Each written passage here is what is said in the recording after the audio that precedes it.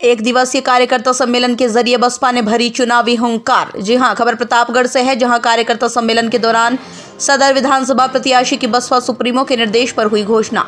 समाज सेवी आशुतोष त्रिपाठी को कार्यक्रम में बतौर मुख्य अतिथि पूर्व एमएलसी डॉक्टर विजय प्रताप ने की सदर प्रभारी के रूप में घोषणा। बताया, हम अपने बूथ लेवल कार्यकर्ताओं को एकत्रित कर रहे चुनावी तैयारियां। कहा, पूरे प्रदेश में मजबूती से लड़ेंगे विधानसभा चुनाव। उन्होंने प्रदेश में कानून व्यवस्था पर सवाल खड़े किए। कहा, बहुबेटियां इस सरकार में सुरक्षित नहीं। डीके शर्मा, प्रतापगढ़।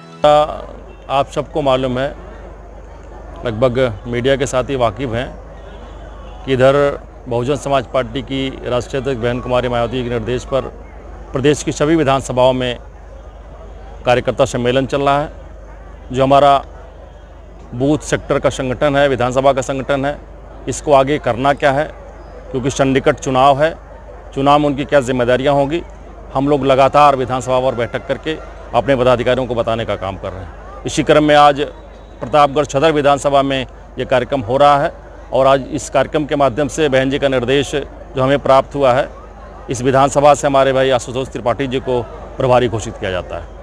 और कितनी सीटें आपको लगता है और प्रतापगढ़ में कहाँ पे आप लोग अभी तक प्रत्याशी घोषित कर रहे हैं? चुनौती कोई नहीं है और 2022 में बहन जी 5वीं बार मुख्यमंत्री बनेंगी और प्रतापगढ़ की सारी विधानसभा सीट पर बहुजन समाज पार्टी के प्रत्याशी विजयी होंगे। प्रतापगढ़ सदर विधानसभा में आप किन मुद्दों को लेकर जनता के पास जाएंगे और क्या जनता से? जो यहाँ का मुद्दा है, सबसे बड़ा मुद्दा है शिक्षा, रोजगार, सड़कें, नाली। बारिश में आप सब यहीं के रहने वाले हैं, आप देखते हैं जल भराव की समस्या रहती है।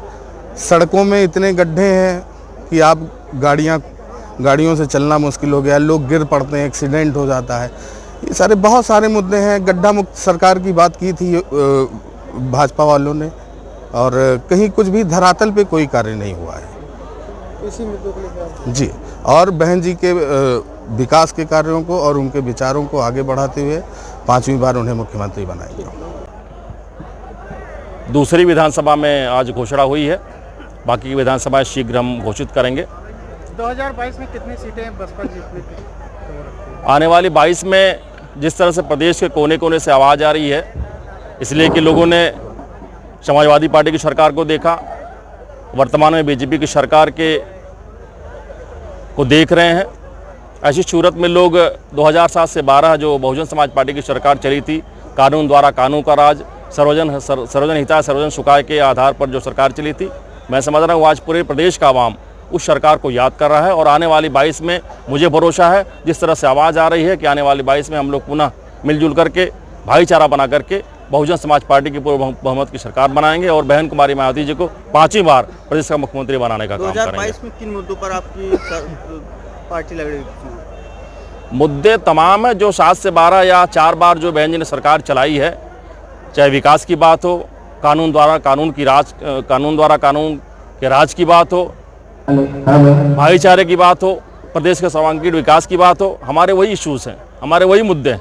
उसी मुद्दों को लेकर के हम लोग आगे बढ़ रहे हैं और आने वाली 22 में पुनः 5वीं बार बहुजन समाज पार्टी की सरकार बनाने जा रहे हैं।